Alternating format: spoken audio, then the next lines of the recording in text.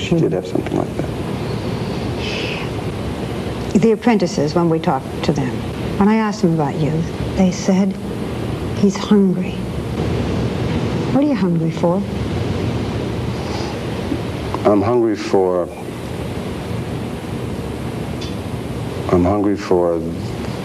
my One Flew Over the Cuckoo's Nest. I'm hungry for my Kramer versus Kramer. I'm hungry for a project that I can do. I'm more My Ordinary People that Robert Redford directed. What about personally? Boy, I'm hungry for a lot of things. Children, kids. I'm not really sure.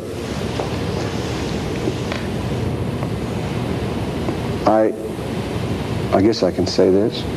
I guess you don't mind if I say this. Barb and I went to dinner last night, and not to talk about this, but because I happen to like her very much.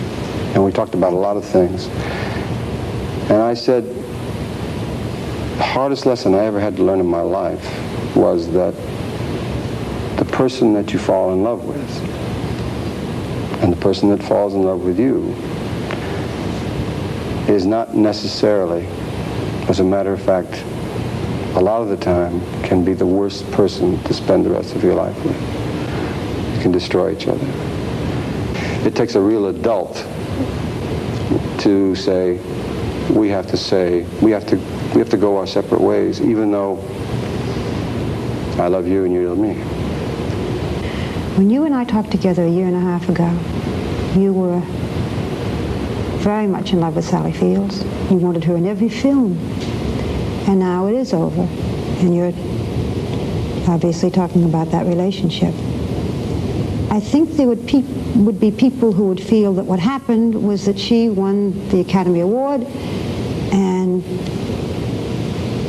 you couldn't take it, or that's what did it, and that's not what happened. No, this is what happened. I'm coming out of it now. I'm okay now. There was a time when I wasn't okay, but I'm really going to be all right. I'm going to be fine. It's just that I had a hard time realizing what I just said to you.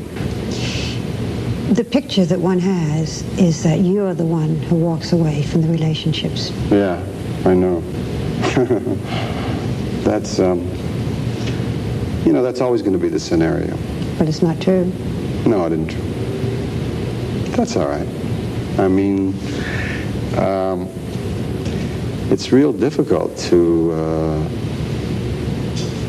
I don't want to be on national television telling people I feel sorry for me when I got this. Yeah, and, exactly. You're not on the top of the list of people we're going to feel sorry for. Yeah, it's give me a break. I don't want to hear that guy's got problems. I don't want to hear John Travolta's got problems. Too bad. He's gorgeous, and he's got the, let him work it out through whatever it means he chooses to work it out. But just to set the record straight, just to give you a straight answer, no, I'm not the person that walks out on every relationship because he's bored with it and wants to get in this convertible and ride around town and race Eric Estrada up and down the strip.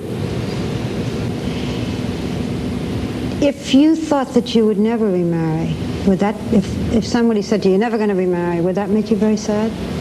No. No. No. Not if I was able to have what you have. When I saw you with your daughter last night. I mean, if I could have that. If your life were a screenplay, what would the theme of it be and how would it end? I guess the story would be about, I guess the screenplay would be about somebody who came from a little town in the South and who always wanted to be a professional athlete and wasn't good enough, and then decided to be an actor and everybody said he wasn't good enough, and then decided to be a movie star and everybody said he wasn't pretty enough, and then they told him he wasn't talented enough, and he became #1 in the world and never once looked back except to say, thank you to his hometown and the people that believed in him. And yet, strangely enough, everyone who didn't believe in me, everybody that said, you won't make it, everybody that said, you won't be around 3 years from now, 4 years from now, those were the ones that gave me more adrenaline. You talk about being hungry. That helped me more than anything. What's the last line? The last line of The last line, you know, before it says the end. I hope it's, you're the best daddy in the whole world.